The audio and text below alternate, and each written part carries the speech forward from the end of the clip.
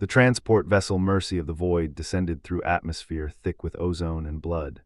Inside the cargo bay, 38 beings from 17 species sat in reinforced crash couches, each one a proven killer from worlds that had evolved apex predation to an art form.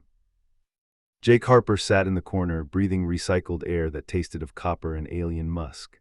He was unremarkable by galactic standards: no venom sacs, no vibroblade claws, no bioluminescent intimidation display. Just 5'9" of bipedal endurance wrapped in a worn leather jacket that had survived 3 continents and 1 divorce. The Catharn across from him, a 7-foot reptilian nightmare with serrated teeth arranged in concentric circles, had been starring for the entire descent. Its third eyelid flickered sideways. "You are the human," it said, "not a question." "That's what the paperwork says." Jake didn't look up from the data slate showing Predator's crucible orientation materials. The Catharn leaned forward, 4 other species turned to watch. A Vox Predator, all chitin and silent patience, clicked its mandibles in what might have been laughter. "I have eaten 17 species," the Catharn said. "Your planet's file says you are persistence omnivores, that you hunt by running slowly." "And yet," Jake said, finally meeting its gaze, "nothing on your planet runs marathons. Funny how that works." The transport shuddered. Through the viewport, the crucible emerged from cloud cover, a ring-shaped complex built into a canyon wall, surrounding a kilometer-deep abyss that vented geothermal steam. The graveyard of ambition, the recruits called it. Every cycle, the top 20% graduated. The rest were either ejected or simply gone. The landing struts hit rock. The bay doors opened to darkness, not the absence of light, but the kind of darkness that moved, that breathed. Instructor Vextel stood on the platform, a being of folded shadow and refractive membranes that seemed to absorb starlight. His species, the Umbra, had no known natural predators. They were the natural predators of an entire sector.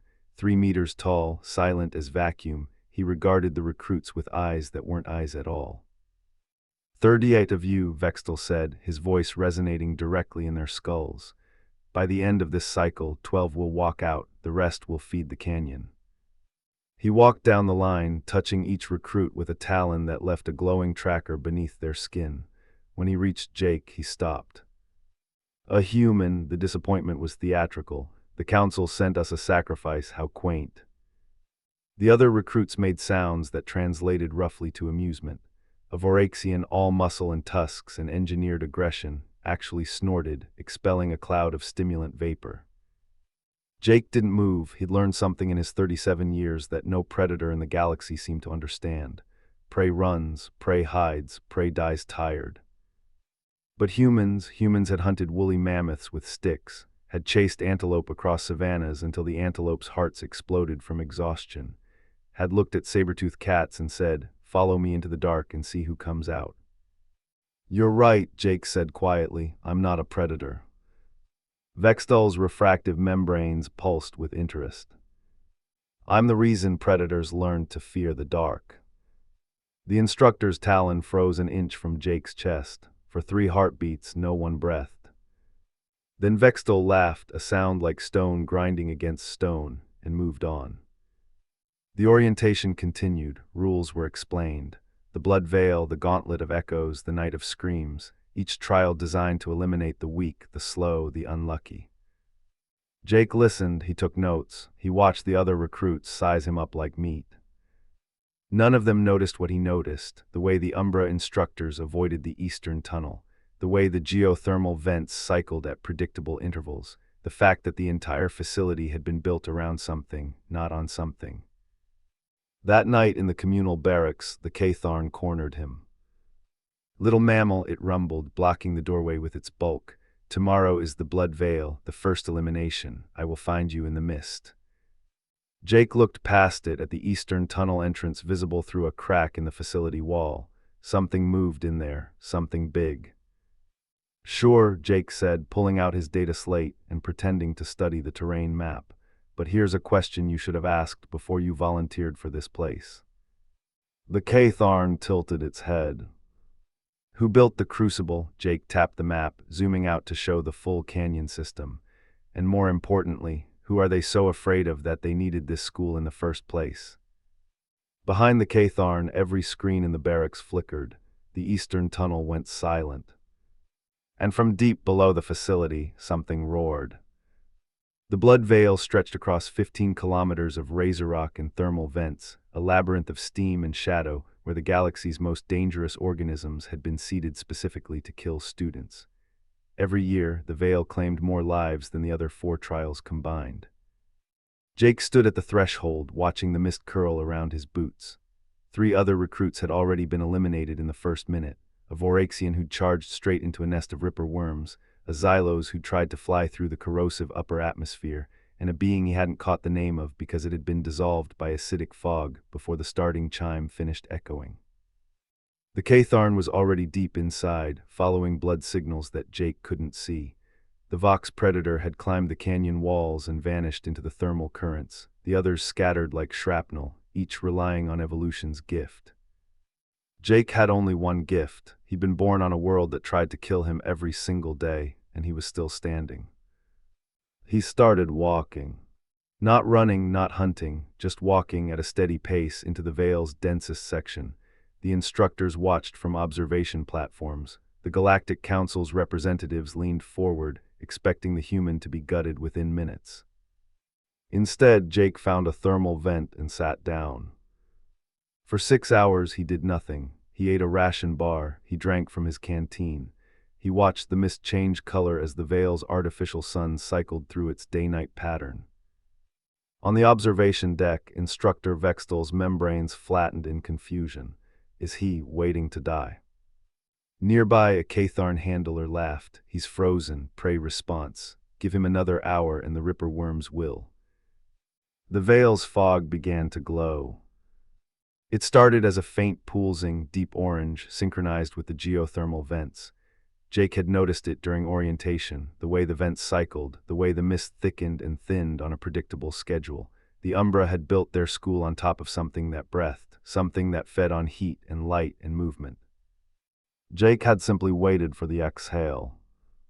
The first Ripper worm burst from the ground 30 meters away, a segmented horror of chitin and acid-dripping mandibles, 3 meters long, blind but sensitive to vibration.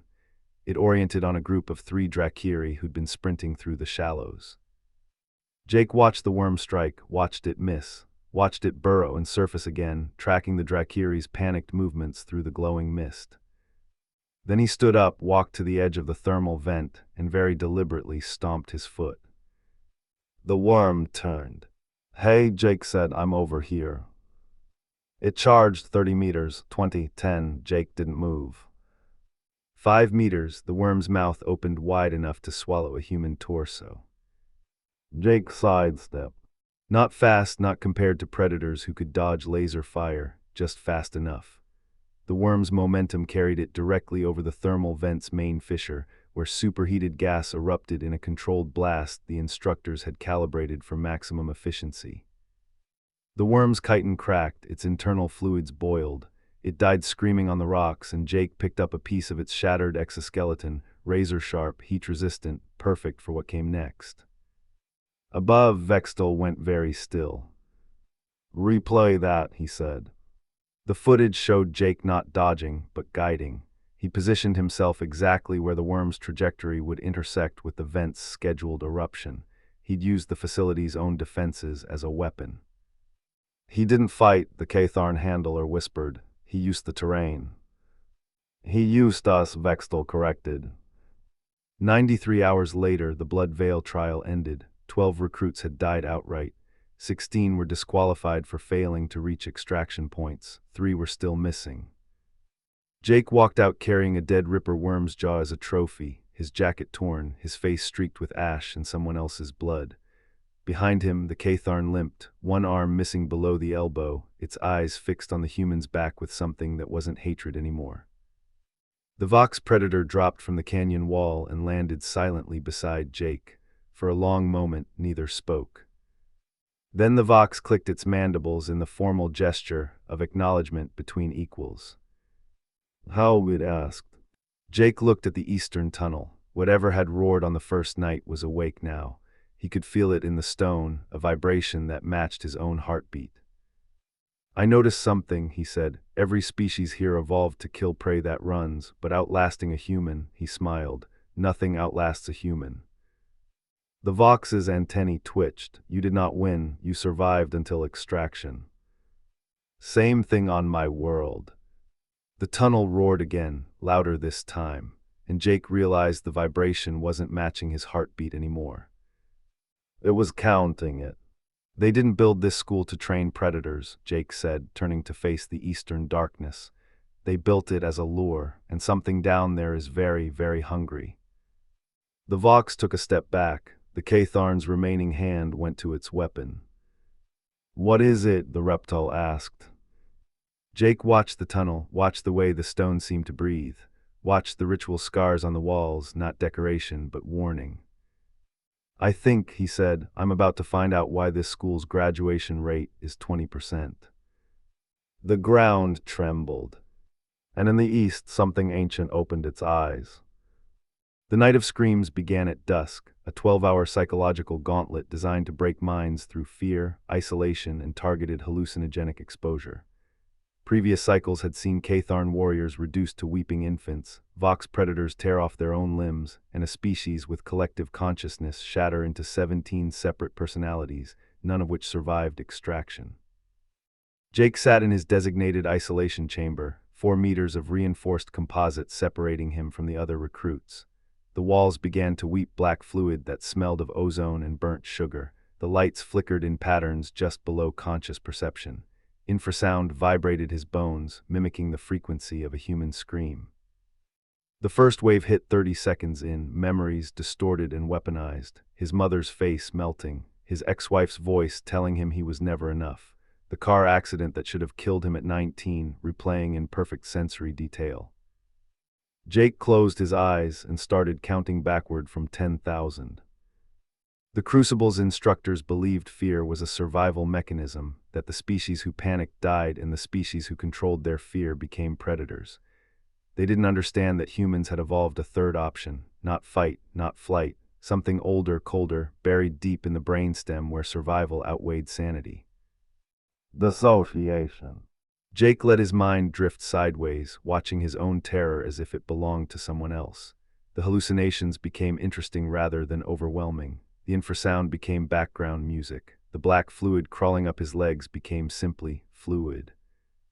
By hour 4, the system detected his lack of response and escalated, direct neural interference. The chamber's psi-emitters flooded his brain with tailored nightmares, everyone he'd ever loved dying in slow motion, every failure magnified, every fear given teeth. Jake felt his pulse spike, felt the primal scream building in his throat. He didn't scream. Instead, he thought about his grandfather, who'd survived the fall of Saigon by walking 200 kilometers through jungle with a bullet in his thigh, who taught Jake that pain was just information, who died of old age, comfortable in his bed, because the universe had finally admitted it couldn't kill him. Thanks, Pop, Jake whispered. And the chamber went silent. Not because the test ended, because something outside the test had noticed him. The eastern tunnel's roar had been building for days, but this was different. This was focused. In the walls of his chamber, Jake felt the ancient thing's attention pressing against reality like fingers against a soap bubble. The chamber door dissolved.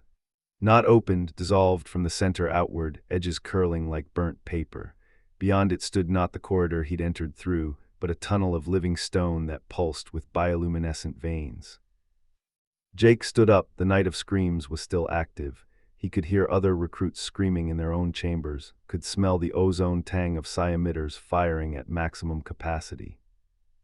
But his chamber had been removed from the system. Interesting, he said to no one. You can hijack their tech.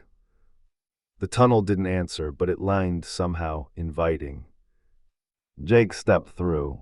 What followed was the longest hour of his life.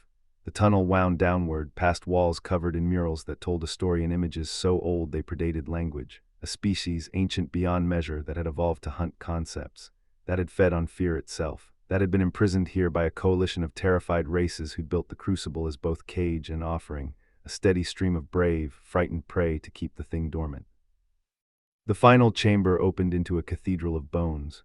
The skeleton of something colossal filled the space, a ribcage the size of a starship, a skull with too many eyes, limbs arranged in geometries that hurt to perceive. And at the center, wrapped around the thing's fossilized heart, was a pulsing sack of darkness that breathed. Jake recognized it immediately. "Umbra," he said, "you're not a species, you're its parasites." The sack pulsed faster. From the shadows, Instructor Vextel emerged, but wrong, diminished, as if part of him had been drained away. His refractive membranes hung limp. His voice, when he spoke, was hollow. "The old one sleeps," Vextel said, "but it grows hungry. Every cycle we feed it the strongest, keep it dreaming, keep it from waking. And the graduates, the ones who survive. We send them out," Vextel's form flickered, "infected, controlled, spreading across the galaxy like roots from a dying tree." Jake looked at the ancient predator's heart, at the way it beat in counterpoint to his own, at the horrifying realization that he'd felt this thing's attention before, in the blood veil, in the night of screams, in every moment of his life where fear had whispered, "Give up." "Why are you telling me this?" Vextel smiled. It was the worst thing Jake had ever seen. "Because the old one chose you, human, not as prey, a pause, as a new body."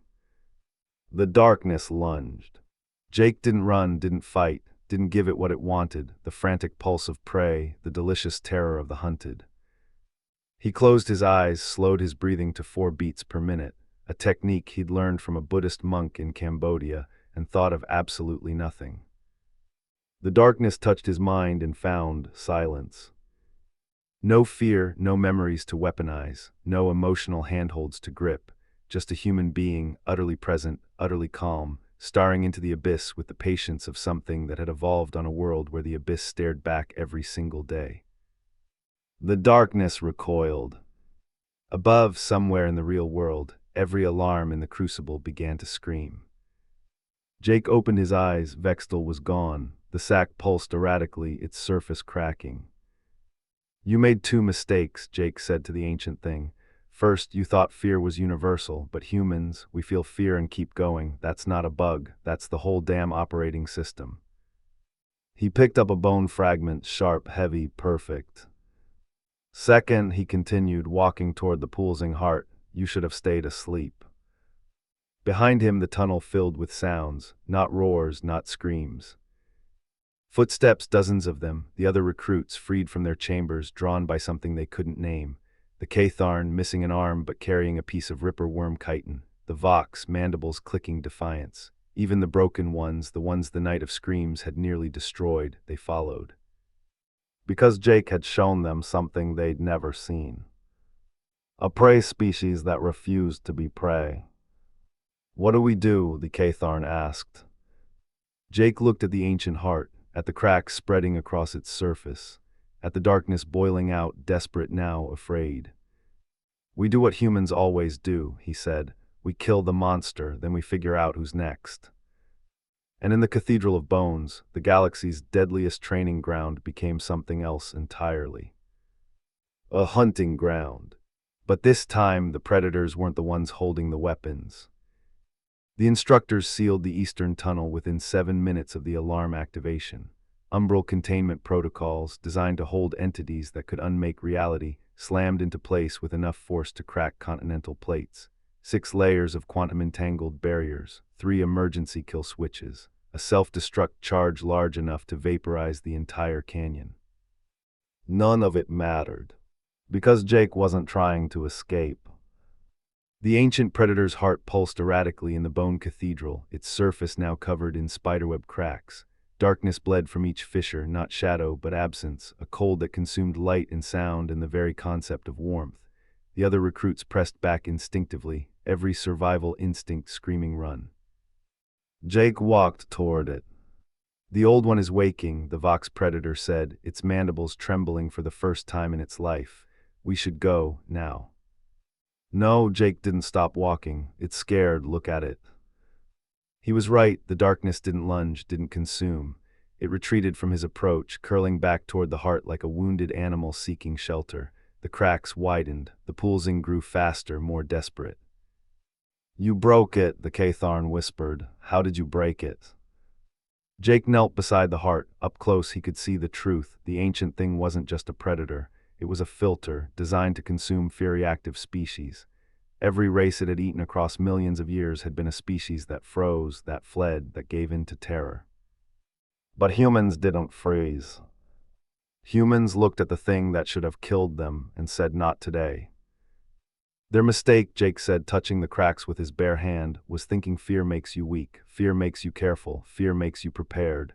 He pressed harder. The darkness screamed, a sound that existed only in the mind. Fear makes you mean. His hands sank into the heart. The galaxy went white. When Jake opened his eyes, he was on the observation deck, not the real one, a construct built from memory and terror. The Galactic Council's representatives stood in a semicircle, their true forms hidden behind diplomatic avatars. At their center, a being of pure light that hurt to look at.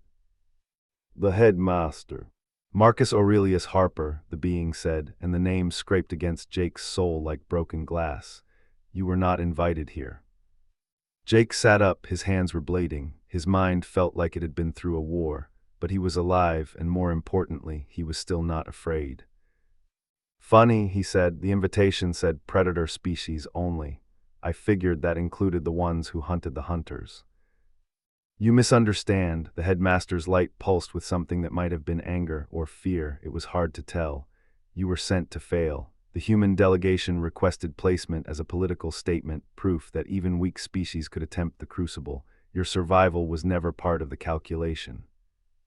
Jake laughed. It was an ugly sound, scraped raw by the darkness he'd just fought. You sent me to die for interspecies theater. We sent you to feed. The headmaster's form contracted. The old one requires sacrifice. Better a useless human than a valuable predator. For a long moment, Jake just stared. Then he looked past the council at the real observation deck where Instructor Vextel stood frozen in the act of reaching for an alarm. At the other instructors, the ones who'd known the truth and fed students to the darkness for generations. At the screens showing the bone cathedral where the ancient heart now lay still, not dead but silent, waiting. You've been running this place for how long? Jake asked, feeding it your best, your brightest, and it never occurred to you to wonder why it was always hungry. The headmaster's light flickered. Because you can't kill fear by feeding it, Jake said. That's not how fear works. Fear grows on what you give it. The more you feed, the hungrier it gets. He stood up, ignoring the way his legs shook. You didn't build this school to contain the old one. You built it to worship it, and you've been sacrificing children to your God for 10,000 years. Silent. Then, from somewhere in the council, a voice. What do you propose we do, human? Jake smiled. It was not a nice smile. I propose we show your God something it's never seen. A species that spent its entire evolution looking at things that should have killed them and figuring out how to kill them back. He turned to the screens, to the recruits waiting in the bone cathedral, armed with scavenged weapons and nothing left to lose. Call the galaxy, he said, every species, every world. Tell them the crucible is open for business, but this time the curriculum changes. To what? The headmaster asked. Jake's voice dropped to something cold and final. To the only thing that ever made predators afraid, unity. The observation deck shattered. The duel was rigged from the start. The council, desperate to reclaim control, invoked an ancient protocol, the right of challenge. A champion chosen by the crucible against the one who disrupted the natural order. Winner takes all, loser feeds the old one. Their champion was a Vox predator named SS Rack, 12 feet of chitin and muscle, undefeated in 3 cycles. The same Vox who'd acknowledged Jake in the Blood Veil, who'd followed him into the Bone Cathedral. Who now stood across the training circle, mandibles set in an expression that might have been regret. I don't want to do this, SS Rack said privately, on a frequency only Jake could hear. Then don't, Jake replied. They'll kill my clutch gland. They'll kill everyone if we lose. The gong sounded. The galaxy watched through live feeds. Every major species, every government, every being with an interest in the Crucible's dark legacy. SS Rack lunged. Jake sidestepped, not running, never running, and caught the Vox's primary arm on a piece of Ripper worm armor. The impact should have shattered his bones. Instead, he used the momentum to spin, to redirect, to place SS-Rack directly between himself and the observing council. "Remember what I said," Jake whispered. "Fear doesn't make you weak." SS-Rack hesitated. And in that hesitation, the galaxy saw something impossible. The Vox Predator, the deadliest individual in known space, lowered its weapons. "I yield," SS-Rack said, loud enough for every feed to hear. "The human is right, we've been feeding the wrong monster." The council erupted, the instructors mobilized. The old one's heart began to pound again, sensing fresh terror. But Jake wasn't looking at any of them. He was looking at the eastern tunnel where something new was emerging. Not darkness, not light. Something that had been sleeping deeper than the old one. Something that had been waiting for a species brave enough to wake it. The bones in the cathedral began to move. And from the shadows of 1,000,000 years, the old one's prey finally answered the call. The bones assembled themselves in geometries that made the mind ache, not the ancient predator's skeleton that remained frozen, a monument to extinction. No, these were the bones of the eaten, species consumed so long ago that no record of them existed outside the cathedral's walls. They rose in spiraling columns, femurs locking into ribs, locking into skulls, building something that had no name because nothing had ever survived long enough to name it. The Galactic Council's feeds went dark. Every screen on every observing world flickered to static. In the chaos, Jake moved. He'd spent 37 years learning one universal truth. When everything falls apart, the person who keeps thinking wins. SS-Rack, he said, grabbing the Vox's primary arm. The instructors, how many are true believers? The Predator's mandibles clicked rapid-fire assessment. 60%, the rest are enslaved, neural parasites from the old one.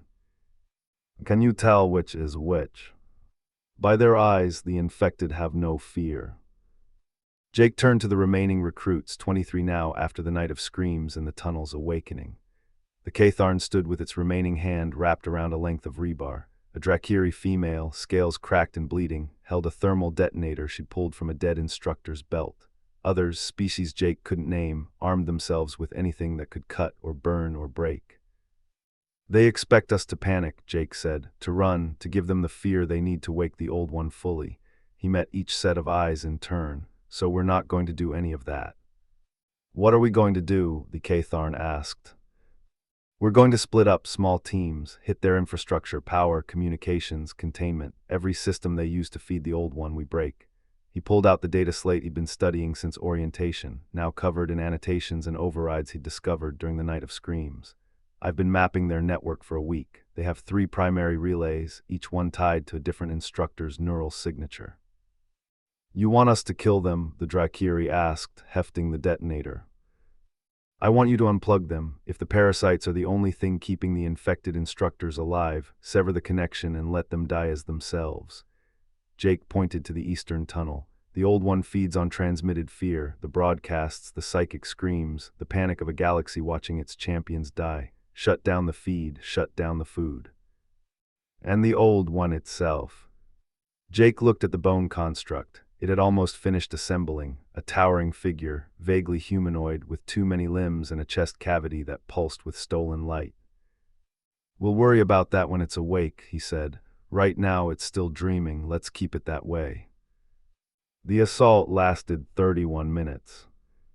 SS-Rack led Team Alpha to the primary communications spire, cutting through 3 infected instructors with surgical precision. The Vox's natural abilities, silent movement, thermal vision, instinctive understanding of chitin-based armor, made him the perfect infiltrator. But it was the Catharn who delivered the killing blow, driving its rebar through the main relay's core and flooding the facility with electromagnetic feedback that fried every neural parasite within 200 meters. The Drakiri's team hit the power station.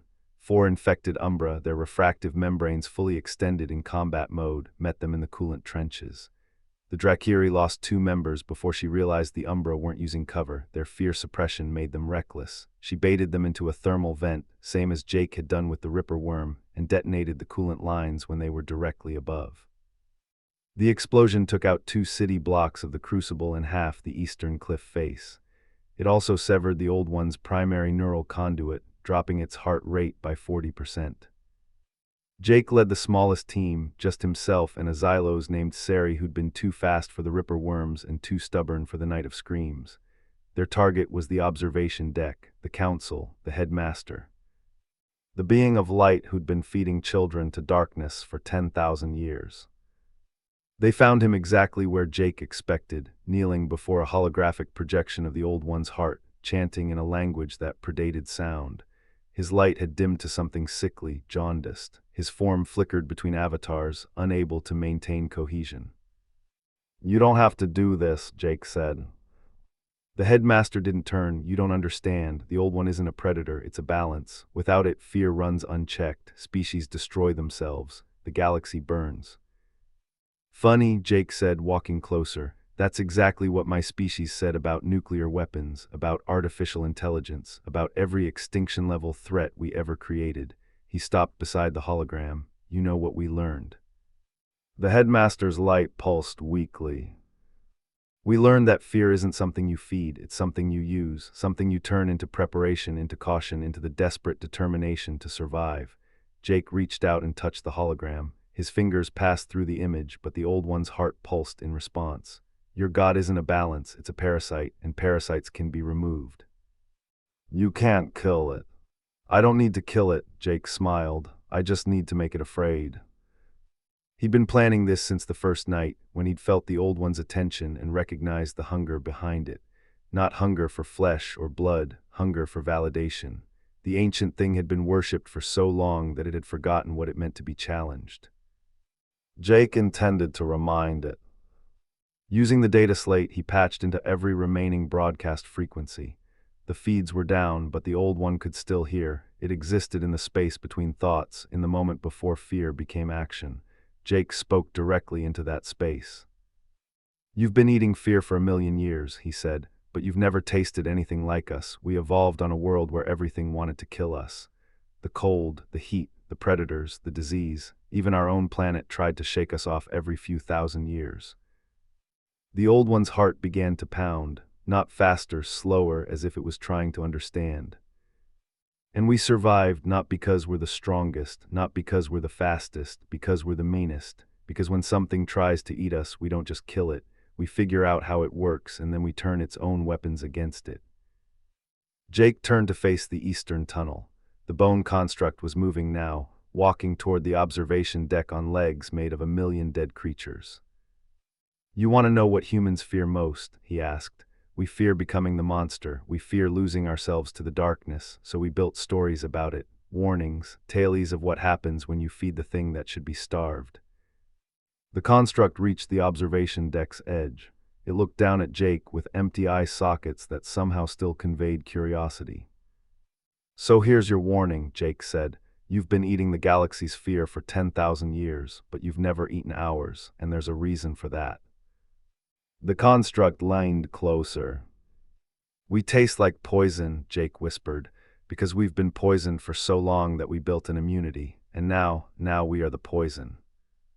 He reached into his jacket and pulled out something the instructors had missed during processing, a small metal cylinder, unremarkable, the kind of thing a human might carry for luck. "His grandfather's ashes." Jake opened the cylinder and blew the contents into the construct's face. It wasn't magic, it wasn't technology. It was something far more dangerous to an ancient predator of fear, meaning, the ashes of a man who'd walked through hell and come out smiling. The remains of a human who'd been so stubbornly alive that death had given up trying. The construct recoiled. The Old One's heart cracked down the middle. And in the observation deck, the headmaster began to scream, not in anger, but in the first genuine fear he'd felt in 10,000 years. Because the human was right. They were poison. And the galaxy was about to learn just how contagious humanity's madness could be. The Old One didn't die. Jake had known it wouldn't. Things that had fed on fear for 1,000,000 years didn't just vanish because someone blew ashes in their face, but they could be changed, redirected, given a new hunger that consumed the Old One. The construct of bones collapsed as the ancient predator's heart slowed to a single beat per minute. The darkness receded from the eastern tunnel, curling back into itself like a wounded animal seeking warmth. and in the silence that followed, the galaxy held its breath. Jake walked to the edge of the observation deck. Below, the crucible lay in ruins, power stations destroyed, communications towers collapsed, containment fields flickering in their death throes. But the recruits were alive. The instructors who'd been freed from their parasites were helping the wounded. And somewhere in the chaos, the Vox was already organizing evacuation shuttles. "You've doomed us," the headmaster whispered. His light had almost faded entirely, leaving behind a wizened creature that looked disturbingly human. "Without the Old One's control, fear will spread, wars will ignite, the galaxy will tear itself apart." "No," Jake said, "it won't." He turned to face the remaining council members, those who hadn't fled when the feeds went dark. They huddled together, avatars flickering with uncertainty. "You've been running this galaxy on fear for 10,000 years, Jake said. "The Crucible, the Predator hierarchy, the entire system of species classification. It's all designed to keep everyone scared enough to obey." He gestured at the ruins below. "But look at what happens when the fear stops. Look at what happens when prey realizes it doesn't have to run." The Drakiri recruit, the one with the thermal detonator, had climbed up to the observation deck. She stood beside Jake now, scales gleaming in the emergency lighting, her species' natural bioluminescence flaring in patterns that translated roughly to defiance. "The human is right," she said. "My people have been hiding in the outer colonies for generations, terrified of predators. Today I watched a prey species walk into the Old One's lair and make it blink." She turned to the council. "If a human can do that, what can the rest of us do?" The Catharn limped onto the deck. Its missing arm had been cauterized with thermal tape, and its remaining hand held a datapad showing live feeds from across the galaxy. "The broadcasts are coming back online. Every major species is watching." Jake took the datapad. For a moment he just looked at his own face, tired, scarred, older than his years, staring back from 100 billion screens. Then he spoke. "My name is Jake Harper, I'm a human, and for the last week I've been attending the galaxy's deadliest predator school." He paused, letting the absurdity sink in. "They sent me here to die, to feed an ancient thing that's been eating your fear for 1,000,000 years, because they thought I was weak, because humans don't have claws or venom or the ability to see in the dark." His voice dropped to something quieter, more intimate. "But here's what humans do have. We have endurance, we have stubbornness, we have the ability to look at something that should kill us and figure out how to kill it first. And most importantly," he held up his bleeding hands, "we have each other." The datapad showed the galaxy's reaction. Not panic, not fear, something else, something the council had never seen before. "Hope. The Old One isn't dead," Jake continued, "but it's not in control anymore. The Crucible is finished. The Predator hierarchy is over. From now on, every species, every world, every being in this galaxy gets to choose its own fate." He looked at the headmaster, at the council, at the instructors who'd spent generations feeding children to darkness. "You have two choices," he said. "You can help us build something better, or you can try to stop us." He smiled. "I wouldn't recommend the second one. We're very good at killing things that try to stop us." The aftermath took 3 months.